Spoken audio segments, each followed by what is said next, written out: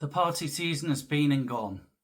And I think we can safely say that, all of the big three managed to have relatively successful conferences. And in that, I mean, they had nothing that blew up in their faces, which when you look at the structural position of the Lib Dems, Labour, and the Conservatives, I think that, most people would count that as a win for them. Labour and Badenoch particularly gave good speeches for their activists. And I think that's really all it was. I'm putting aside the actual content of each speech, which, I've written about the Badenoch one very briefly in terms of its implications, but also Starmer's, what I thought was a relatively appalling speech in terms of content. But they both achieved what they wanted to achieve in terms of probably helping stabilise their positions. However, the people who now are saying that they're secure and anything else, I think this misunderstands the situation that we're currently in. If you actually look at Labour and the Conservatives, structurally, they are still parties that are in deep trouble. That's going to flow into and is flowing into support for the leader. It's not necessarily the leader's fault, though I think in both cases they are weak leaders in their own particular ways. If we take Starmer came away from the speech probably strengthened. I think the general consensus was it was a good speech for him. However, you're already into the next scandal, which is over this Chinese spy ring in Westminster, which appears to have legs. And I from the release from him yesterday from Starmer talking about how ministers had no knowledge, he's clearly positioning to probably throw Powell and anyone else under the bus in order to salvage things. The implications for him and his leadership is that at best, it shows a complete lack of leadership and awareness of what's going on. He clearly can't manage his staff, to use a private sector term.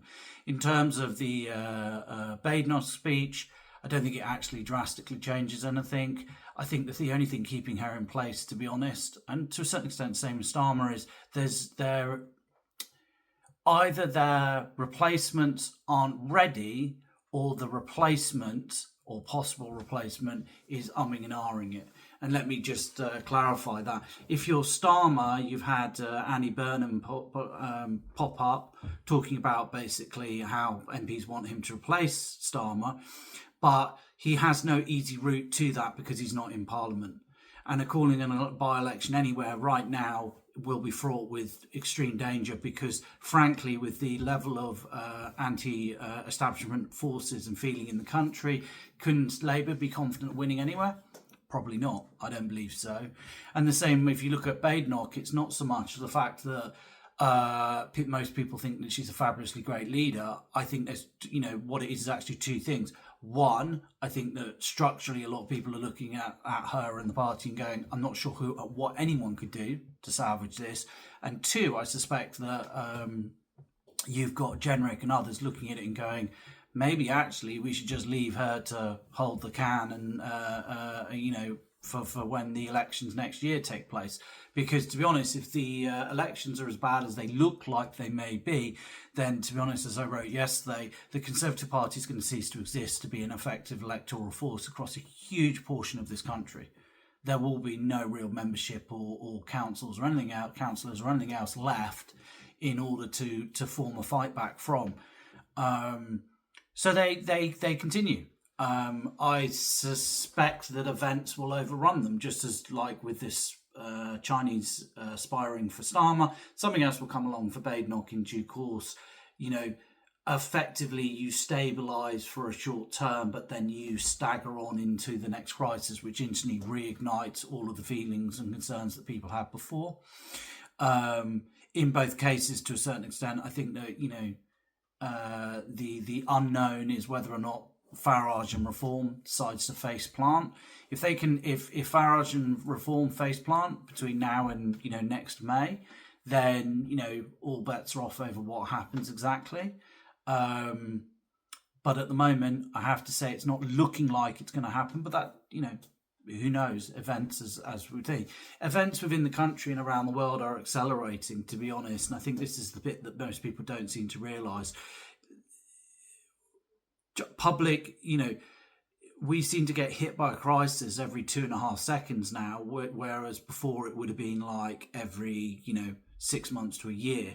And those crises are forming and entering the public consciousness at a time when public tolerance for basically the BS of the political system, which is abundantly unable to respond in any meaningful way, is basically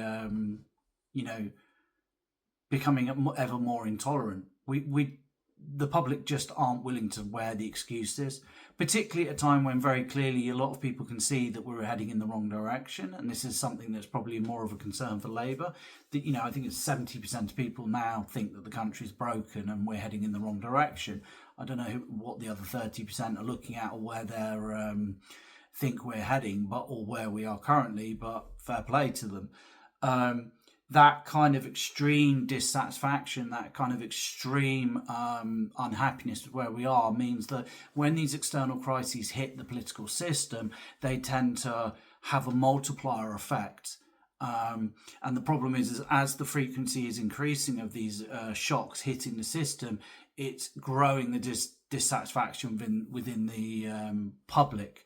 I don't know what's going to happen. No one knows what's going to happen, obviously, but it feels like we are teeing up slowly but surely, not just in this country, but across most of the West particularly, but I think there's plenty of other countries I look at where I see it as well, for some sort of, not final crises, I think that's the wrong way of putting it, but you're moving into the stage where we're going to move into a period of normality will be the aberration rather than the norm, if that makes sense. And what I mean by that is the crises will come so rapidly, we will just permanently be in some sort of semblance of crises, political crisis as much as anything else at home. I mean, we are effectively in that at the moment in the UK, though. The majority that Labour has would indicate that we shouldn't be like that. You look at France, it's the same problem. Spain's in a crisis now. Germany, well and truly in a crisis. And that's just the political crises. The economic crises are even more widely spread around, as basically the current system, globalization, neoliberalism, and everything that comes with that has very clearly had its day. Ironically enough, the country that most people seem to think is in crisis is the one that's furthest ahead in actually getting out of this crisis, and that's the United States. Donald Trump, for all his many, many flaws, has clearly got a grasp, an instinctive, I don't think he has an intellectual grasp particularly, but he has an instinctive grasp that the current economic and even political model that the US has had for the last 40 years is not sustainable. They are rapidly now using all the policy levers they have to try and move the country and the economy and the political settlement in a new direction. And that's one that basically, he started under Trump 1, it was continuing under Biden.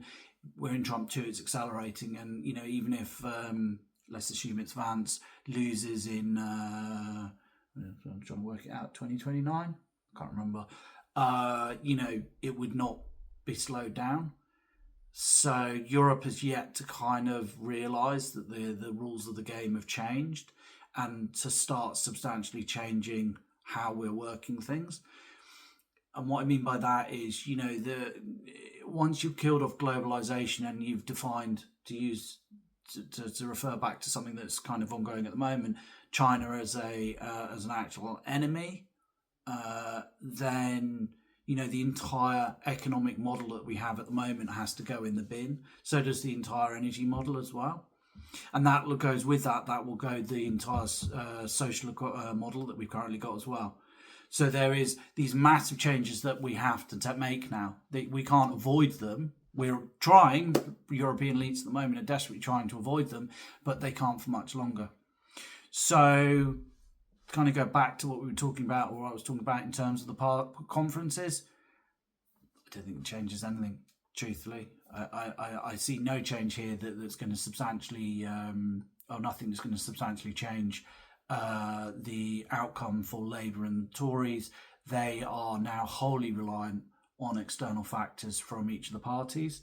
That's not to say what they do isn't pointless.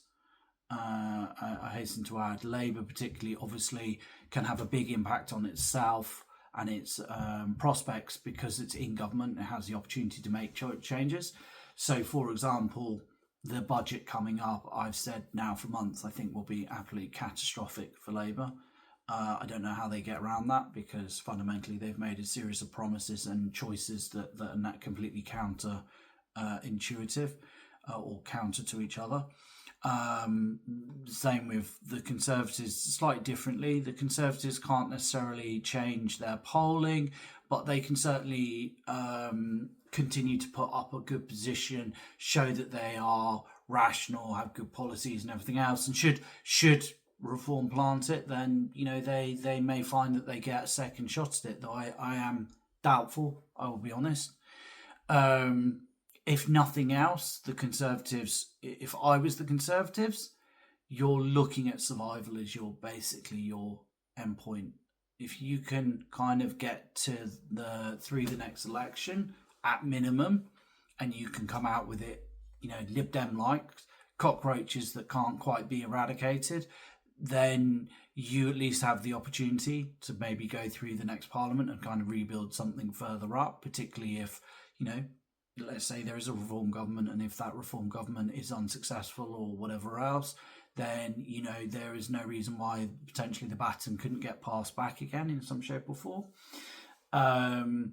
And to be honest, from the other perspective, if they can keep polling at about 20%, they're big enough in the polls and they will be clipping Reform's wings in certain areas that there would probably have to be some sort of informal electoral pact, which would basically mean that they would survive. And the other part of that means that they may well end up in some sort of coalition with Reform, which, to be honest, from a national perspective, I have to say, as long as the policy, the agreed policy was good enough, I don't think that would necessarily be a bad thing, because, well, the one thing that Reform, even with the defectors, has a lack of is people who have had any experience in government and the tricks that particularly the civil service play.